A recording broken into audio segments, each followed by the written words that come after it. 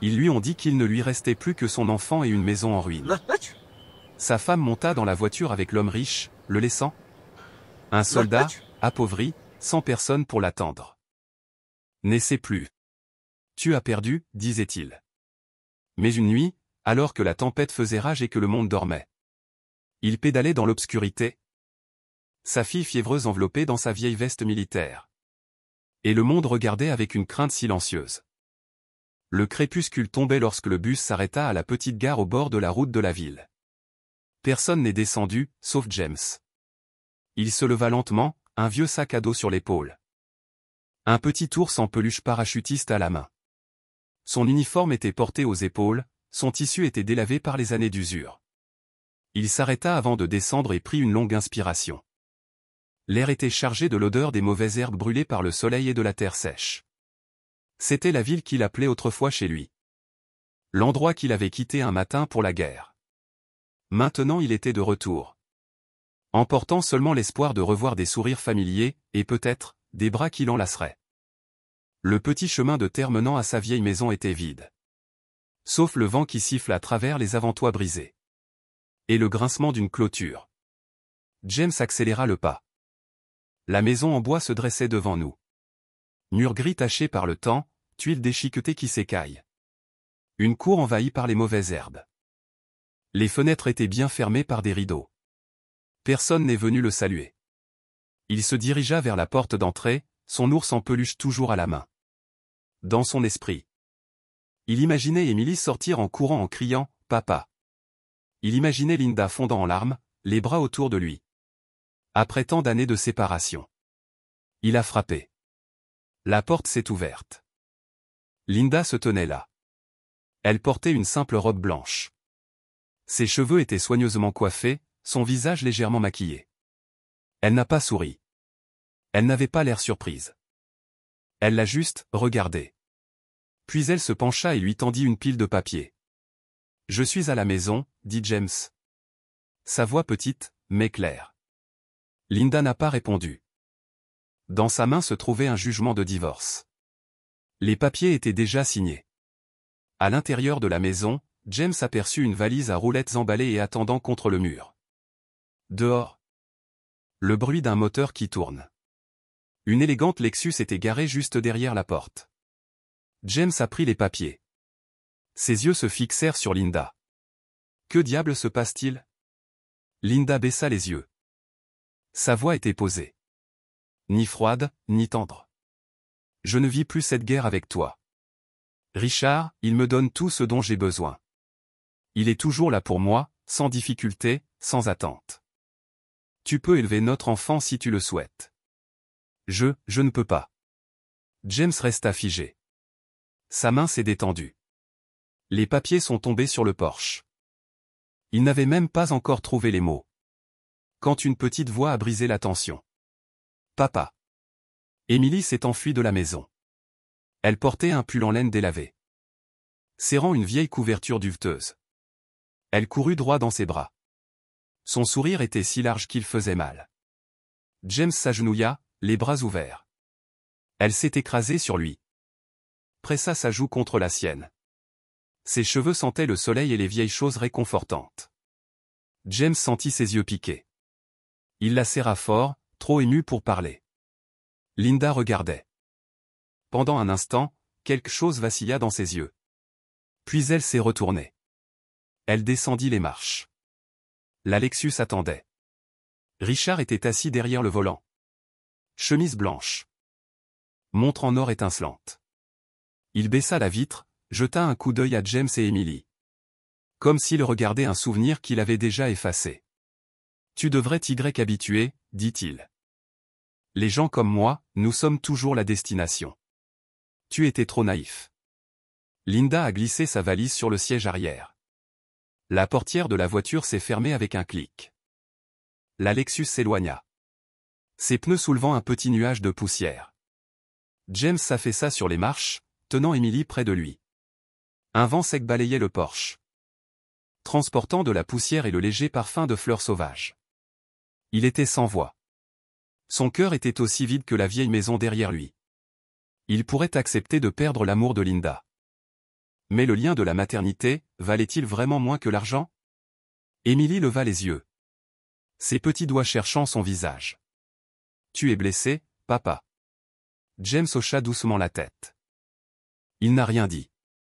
Non loin de là, quelqu'un s'était arrêté. Carla, stagiaire en journalisme, rentrait chez elle à vélo pour rendre visite à sa grand-mère. Elle freina brusquement. Attirée par une vision qui semblait suspendue dans le temps. Un soldat était assis sur des marches en bois. Sa fille blottit dans ses bras. Ses yeux lointains et ternes. Ses cheveux humides de sueur et de poussière. Elle ne savait pas pourquoi elle s'était arrêtée. Seulement, la tristesse silencieuse du moment brisa quelque chose en elle. Elle a sorti son téléphone. A pris une photo silencieuse. Puis il s'éloigna sans un mot. James n'a pas remarqué. Il a juste serré Émilie un peu plus fort. Comme s'il pouvait la protéger de tout par sa seule volonté. Cette nuit-là, James alluma le poêle. Il a fait chauffer une casserole d'eau, s'est lavé les mains. Puis j'ai porté Émilie au lit. Il n'y avait qu'un seul ventilateur dans la pièce. Qui tournait lentement. Il a ouvert son sac à dos. J'ai sorti le petit ours en peluche parachutiste. Et le plaça dans les mains d'Émilie. D'où ça vient, papa? Demanda-t-elle en clignant des yeux. D'un endroit lointain. Je t'ai promis que je te le rapporterais, tu te souviens? Émilie hocha la tête. Serra l'ours contre sa poitrine. Et je me suis endormi. James s'assit à côté du lit et la regarda pendant un long moment. Le vent soufflait à travers la porte ouverte. Il se leva. Il a enlevé les insignes et les grades de son uniforme. Je les ai accrochés à un clou rouillé à côté du vieux poteau de la maison. Ils étaient fanés. Comme le temps lui-même. Il s'assit à la table en bois. Ouvrit son carnet. Tapota doucement son ongle sur la surface usée. Et j'ai écrit la première ligne avec un stylo à billes fatigué.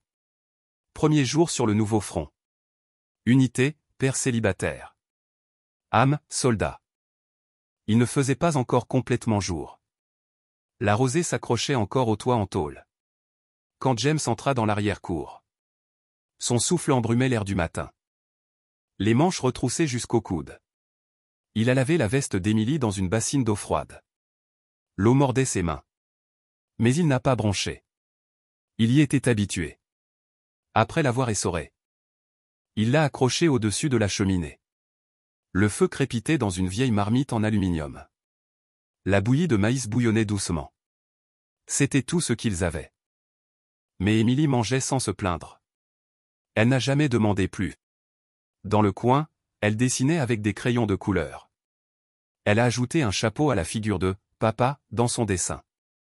À côté de lui se trouvait une silhouette en robe, sans visage. Avec les mots « Maman est partie loin ». James jeta un coup d'œil et ne dit rien. Ce matin-là, il a déposé Émilie chez Madame Louise. 3 maisons plus loin. Elle avait perdu son mari à la guerre. Puis son fils à 30 ans, dans un accident de voiture. Elle comprenait les hommes calmes comme James. Elle n'a pas posé de questions. Elle a juste souri doucement et a dit. Va au travail, jeune père. Ce petit mange bien. Très bien élevé. James s'est rendu à vélo à l'atelier de mécanique de Tommy. Le travail changeait quotidiennement. Certains jours, c'était du pétrole. D'autres, des moteurs de levage. À midi, il a mangé du pain froid de la veille. L'après-midi. Il a fait des provisions de produits. Légumes emballés. Le soir, il faisait la veille de nuit. Pour l'entrepôt de la ville. Il est resté éveillé jusqu'à l'aube. Puis je suis rentré à la maison. Le travail était dur. Mais cela payait des vêtements chauds, du lait. Et le médicament d'Émilie. C'était tout ce dont il avait besoin. Le soir, après un lavage rapide à l'eau chauffée au bois. James était allongé à côté de sa fille endormie. Elle serrait l'ours en peluche en uniforme. Un cadeau du premier jour où il est rentré à la maison. James ouvrit son carnet. J'ai griffonné quelques lignes. La maison a maintenant une voix d'enfant. Mais un vide résonnant demeure. Il avait écrit quelques lettres à Linda. Personne n'a de blâme. Principalement des mises à jour sur Émilie. Aujourd'hui, elle est tombée. Hier, elle a appris à compter jusqu'à 10. Mais il n'a jamais envoyé d'adresse et n'a jamais donné de raison. Il vient de partir. À plusieurs reprises, il regardait Emily jouer seule dans la cour, tenant la poupée en bois qu'il avait sculptée pour elle de ses propres mains. La petite fille n'a jamais posé de questions sur sa mère, mais il pouvait le voir, un vide grandissant dans ses yeux. Ailleurs, dans la grande ville, Carla, stagiaire en journalisme, travaillait sur son projet de fin d'études, intitulé Histoires inédites. En feuilletant son vieil appareil photo, elle a retrouvé la photo qu'elle avait prise ce jour-là. James tenant Emily sur les marches, la lumière du soir projetant un 12 or sur son uniforme usé. Les cheveux de la petite fille étaient ébouriffés, son visage légèrement tourné. Pris dans un moment qui semblait trop calme, trop sacré, comme s'il n'appartenait pas à ce monde. Carla ne l'a pas supprimé. Au lieu de cela, elle a écrit une légende et l'a jointe à la photo. Je ne lui ai pas demandé sa permission. Mais si vous lisez ceci, tout le pays connaît désormais votre grandeur. Elle a appuyé partager. Le message s'est répandu rapidement. Très rapidement. En quelques heures, les plateformes d'information en ligne ont republié l'information. D'anciens utilisateurs de Twitter ont commencé à l'étiqueter avec #SilentHero et #FatherandDoctor. Des vidéos spéculatives sur TikTok ont surgi sans arrêt. Les gens ont demandé, qui est-il? Qui est cette adorable petite fille? L'image d'un père serrant son enfant dans ses bras. Le visage fatigué mais le regard farouchement protecteur, a touché des millions de personnes au plus profond d'elles-mêmes. Dans une cuisine moderne avec des comptoirs en marbre. Linda prenait son petit déjeuner seule. Sur la table se trouvaient des toasts, du café noir et un iPad affichant les informations. L'écran est passé automatiquement à un article intitulé « Un père abandonné par sa femme élève toujours son enfant au milieu des tempêtes de la vie ». Au début, elle ne l'a pas remarqué. Mais ensuite, la photo est apparue. Le photo. Depuis le jour où elle est partie. Linda s'est figée. Elle posa son café, les mains tremblantes. Ses yeux se fixèrent sur l'écran. Le visage de James. Son regard à ce moment-là. Elle ne s'était jamais retournée pour regarder. Maintenant, elle ne pouvait plus détourner le regard. L'article ci-dessous a reçu des milliers de commentaires. Certains ont maudit la femme sans cœur qui est partie. D'autres ont exprimé leur sympathie à James. Beaucoup ont prié pour l'enfant abandonné par sa mère. Linda ne les a pas tous lus. Elle ferma lentement l'iPad et enfouit sa tête dans ses mains. Elle a pleuré. Pas à cause du jugement. Mais parce que, pour la première fois, elle a vraiment vu ce qu'elle avait laissé derrière elle. De retour en ville, James ne savait rien. Il n'a pas utilisé les réseaux sociaux. Il n'a pas suivi l'actualité. Chaque soir, il réchauffait encore le pot de bouillie de maïs. Le divisant en 2 bols, un grand, un petit. Cette nuit-là, Emily était assise à table et mangeait tranquillement. « Papa, est-ce qu'on mange quelque chose de délicieux demain ?» James la regarda pendant un long moment. Puis il sourit doucement, comme il le faisait toujours. « Bien sûr, ma chérie. Quelque chose de vraiment délicieux. » Emily hocha la tête. Continua de manger et ne demanda rien de plus. Cette nuit-là, le vent est venu tôt. Le ciel était maussade depuis l'après-midi et, le soir, la pluie commença à taper sur le toit en tôle. Au début, c'était en petites gouttes hésitantes. Puis plus lourd, plus épais, frappant comme des poings contre la maison. Chaque rafale de vent ressemblait à un fouet frappant les murs en bois. James coupait du bois sur le porche lorsqu'il entendit Emily tousser à l'intérieur. Il laissa tomber la hache et se précipita vers elle. La petite fille était allongée sur le lit, le visage rouge. La sueur luisant sur sa peau. Il posa une main sur son front. Brûlant. Il l'appelait par son nom encore et encore. Emily ouvrit brièvement les yeux, le regarda à travers un brouillard. Puis retomba dans un sommeil fiévreux. James a attrapé son vieux téléphone. Pas de signal. Il a essayé d'appeler la clinique la plus proche, mais aucune réponse. La tempête avait détruit les lignes. Il a ouvert l'armoire à pharmacie. Le sirop contre la fièvre était vide. Le seul médicament restant était périmé depuis longtemps. Il serra les poings. J'ai pris une paix. Refond d'inspiration. Et je suis sorti dans la tempête. Dans le hangar derrière la maison. Il a sorti un vieux vélo. Les freins fonctionnaient à peine. Les pneus avaient été réparés tellement de fois qu'ils ressemblaient à une courte pointe. Il a néanmoins vérifié la chaîne. L'a huilé rapidement et a attaché une petite lampe de poche au guidon. Au moment où il a fini, il était trempé. Il a enveloppé Emily dans sa veste militaire la plus épaisse. Elle était en délire. Sa tête appuyée contre sa poitrine. Il l'a attachée fermement dans le panier avant. Je l'ai recouverte d'une fine feuille de plastique. Et a commencé à rouler. La pluie fouettait son visage. Le vent hurlait. Latéralement. Mais James a pédalé. Il a pédalé sur la route boueuse. De l'autre côté du pont en bois. À travers la place silencieuse de la ville. Emily gémit doucement. James se pencha plus bas. Encore un peu. Ma puce. On y est presque. Elle ouvrit à moitié les yeux et murmura. Papa, ne pleure pas. Il n'a pas répondu. Il n'avait pas réalisé que les larmes avaient déjà commencé à couler. Sous les combles de l'église, non loin du poste médical, un jeune homme diffusait en direct. La pluie était trop forte, alors il s'est arrêté pour discuter avec ses disciples. Juste à ce moment-là. Une faible lumière perça le rideau de pluie. Un vélo s'est approché lentement. Un homme voûté, portant une veste militaire. Au premier plan. Un enfant enveloppé dans du tissu et du plastique. Le jeune homme se tut. Il tourna le téléphone vers eux et murmura. Si quelqu'un m'a déjà demandé à quoi ressemble un héros, je viens d'en voir un. Il ne connaissait pas le nom de l'homme. Mais il savait qu'il devait enregistrer ce moment. Quand James est arrivé à la clinique. Sa chemise collait à son dos. Ses cheveux étaient collés à son front. Ses mains tremblaient. Mais il tenait toujours le vélo fermement. Une jeune infirmière s'est précipitée et a appelé le médecin. Emily a été emmenée à l'intérieur. James n'a pas suivi. Il était assis dans le couloir. Le dos contre le mur. Ses bras serrés autour de sa poitrine. Le froid qu'il ressentait ne venait pas de la pluie. Cela venait de quelque part plus profond. Enfoui dans sa colonne vertébrale.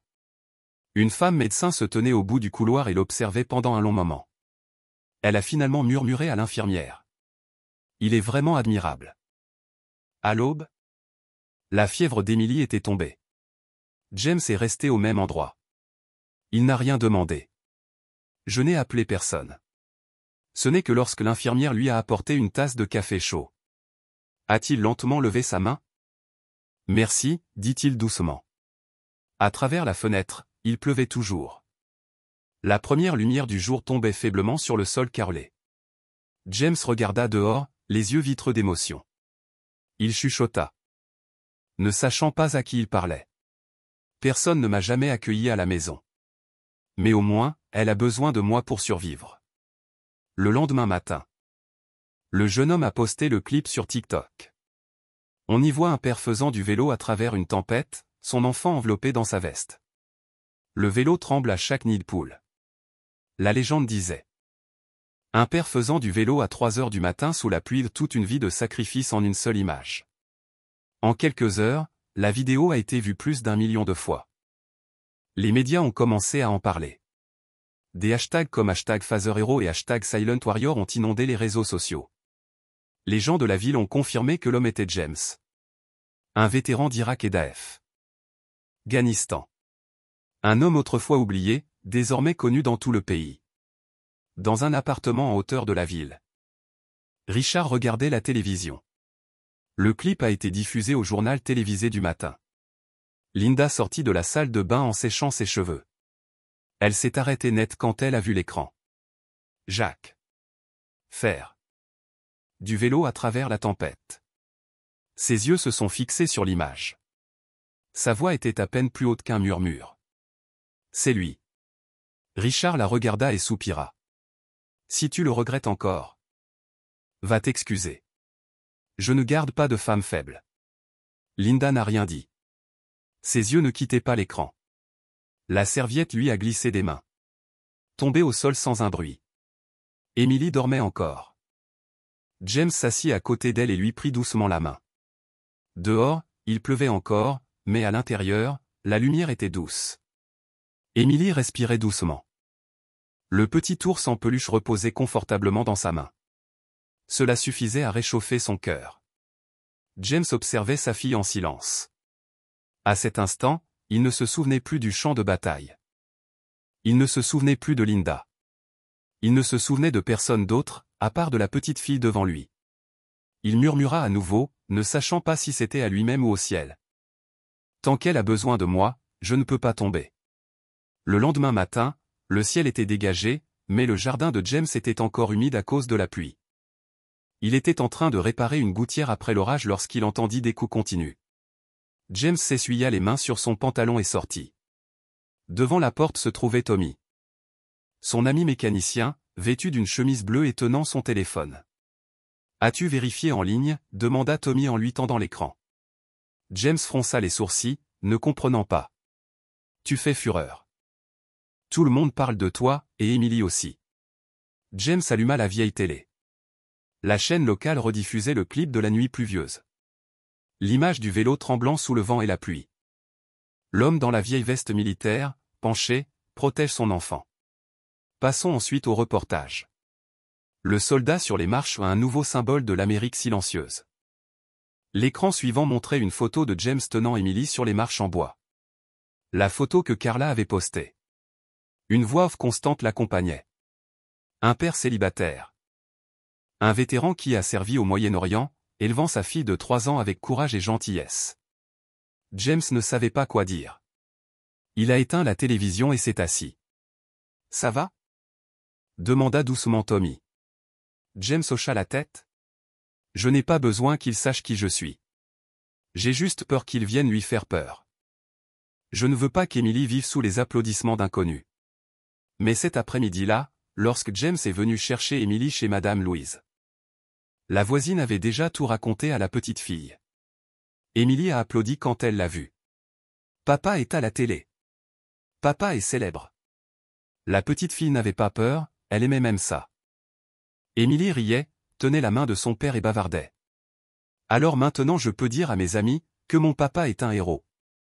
James ne répondit pas. Il lui serra la main plus doucement. Puis entra dans la maison. Le lendemain, on frappa à la porte. Cette fois, ce n'était pas Tommy. Une femme aux cheveux gris, vêtue d'un manteau fin, se tenait à la porte. Elle s'est présentée. « Je suis Martha. J'écris pour le portrait silencieux section d'un journal indépendant de Chicago. » James resta silencieux. « Je ne suis pas venu pour faire de toi le centre de l'attention. » A-t-elle poursuivi. « J'ai aussi eu un enfant, qui est mort pendant la guerre en Irak. Depuis, je n'écris que sur ceux dont on ne parle pas. » Martha le regarda dans les yeux. « Je pense que beaucoup de gens doivent savoir que des gens comme vous se battent encore, non pas avec des armes, mais avec leurs mains, leurs pieds et leur amour. » Un instant plus tard, James ouvrit la porte et l'invita à entrer. Ils étaient assis sur le porche. Pas d'enregistreur. Pas de caméra. Juste une conversation, les yeux dans les yeux. L'article de Martha a été publié 3 jours plus tard avec le titre « Un soldat qui n'est pas tombé, mais qui a résisté au quotidien ». L'article n'utilisait pas de langage fleuri. Il racontait simplement l'histoire. Le père fait du vélo à travers la tempête. Sa fille demande. « Papa, ne pleure pas. » Des scènes où il lave des vêtements à la main. Prépare de la bouillie de maïs, apprend à son enfant à écrire avec un crayon court. À la fin de l'article se trouvait une citation de James. « Je n'ai besoin des compliments de personne. J'ai juste besoin que ma fille vive dignement. » L'article s'est propagé encore plus vite que le clip précédent. Cette fois-ci, ce ne sont pas seulement les réseaux sociaux qui ont attiré l'attention, mais aussi les organisations caritatives. Une organisation de soutien aux anciens combattants appelée James propose d'aider à réparer le toit, à remplacer les portes et à poser un nouveau revêtement de sol. Un autre a proposé de couvrir les frais d'études d'Emily jusqu'à l'université.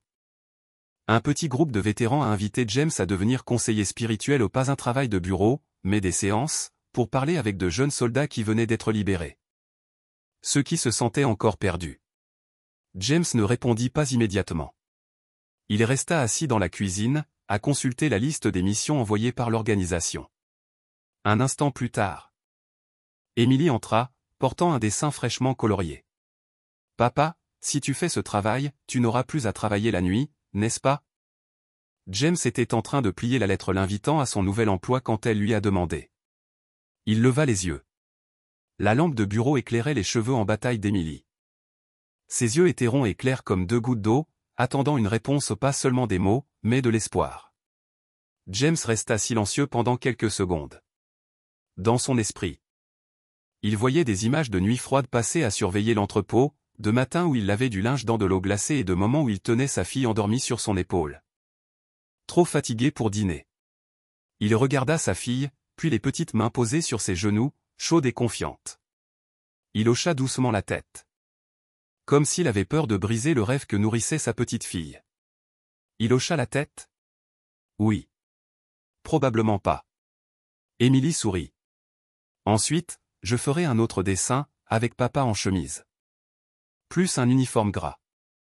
James gloussa, puis attira doucement sa fille plus près de lui et la serra dans ses bras. Ses yeux étaient légèrement humides, mais sa voix restait ferme. Je ferai de mon mieux pour porter un joli t-shirt pour que tu puisses le dessiner, d'accord? Emily hocha la tête contre la poitrine de son père, tandis que James lui serrait doucement la main. Comme s'il se promettait que cette fois, il s'accrocherait à quelque chose jusqu'au bout. Ce soir-là, James sortit sur le porche. Il regarda la vieille maison en bois. Le toit qui fuyait a été temporairement recouvert d'une bâche. Les murs en bois avaient des clous détachés. La porte grinçait à chaque rafale de vent. Il n'avait pas honte. Mais pour la première fois depuis longtemps, il pensa à le réparer correctement, pas pour que les étrangers le voient. Mais pour qu'Emily ne se réveille pas surprise par la pluie qui tombait sur son lit. Il se retourna et regarda par la fenêtre à l'intérieur de la maison. Emily rougissait, le dos légèrement voûté. Les lèvres pincées de concentration.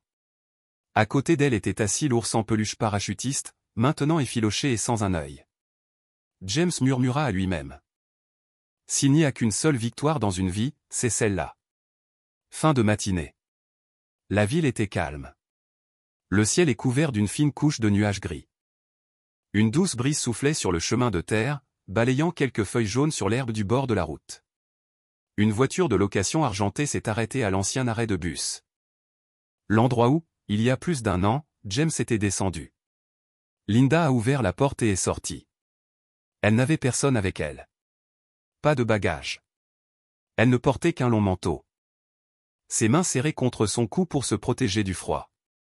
Son visage était sans maquillage, ses cheveux soigneusement attachés. Elle regarda autour d'elle. Tout était toujours pareil. Seulement, elle était différente. Linda marchait lentement le long de la vieille route qui menait à la maison en bois. Elle marchait lentement, mais ne s'arrêtait pas. Lorsqu'elle atteignit le portail de la maison, elle s'arrêta dans la cour. Il y avait un tricycle bleu. Un carillon éolien fabriqué à partir de vieilles cuillères en acier inoxydable. Au milieu des mauvaises herbes, un anneau de lancer en bois était incliné. Elle regardait ces choses, sachant immédiatement qui avait joué avec elle, et qui n'en avait pas été témoin. Le bruit des sandales traînant sur le ciment résonnait derrière elle. Linda s'est retournée. Madame Louise se tenait là, les mains sur les hanches, les cheveux en chignon haut. Portant un châle en laine. Sa voix était grave, chaque mot clair. « Pourquoi es-tu revenu ? Pour prendre des photos avec lui et pleurer en ligne. » Linda baissa la tête. Pas de réfutation. Pas d'excuse. Madame Louise fit un pas en avant, en baissant la voix. Quelqu'un comme toi ne comprendra jamais ce que c'est que de débrancher le chauffe-eau pour acheter des médicaments pour son enfant. Linda serra la manche de son manteau et répondit doucement. Je veux juste voir ma fille. Madame Louise la regarda encore quelques secondes, puis fit un geste vers la porte. Je ne l'interdirai pas. Mais si vous envisagez de revenir juste pour causer plus de douleur, il vaut mieux ne pas le faire. James a ouvert la porte quand Linda a frappé. Il l'a vue, sans surprise. Sans se poser de questions sur la raison. Tu peux dire non, dit d'abord Linda. James resta silencieux, puis hocha la tête et se pencha pour lui laisser la place. Tous deux étaient assis sur le porche, sur de vieilles chaises en plastique défraîchies. Linda baissa les yeux vers ses pieds. James regarda la cour. Je veux la voir, dit-elle d'une voix faible et brisée. James ne s'est pas retourné. Il a dit. Elle ne se souvient pas de toi. Elle t'appelle, Celui qui est parti loin, depuis le jour où tu as disparu derrière cette voiture. Mais si tu insistes pour la voir, je ne te l'interdirai pas. Linda serra les mains. Je ne savais pas que les choses se passeraient comme ça. James la coupa d'une voix calme. Vous saviez exactement comment les choses allaient se passer au moment où vous êtes monté dans cette voiture. Emily entra tranquillement sur le porche. Elle tenait un ours en peluche. Pas l'ancien,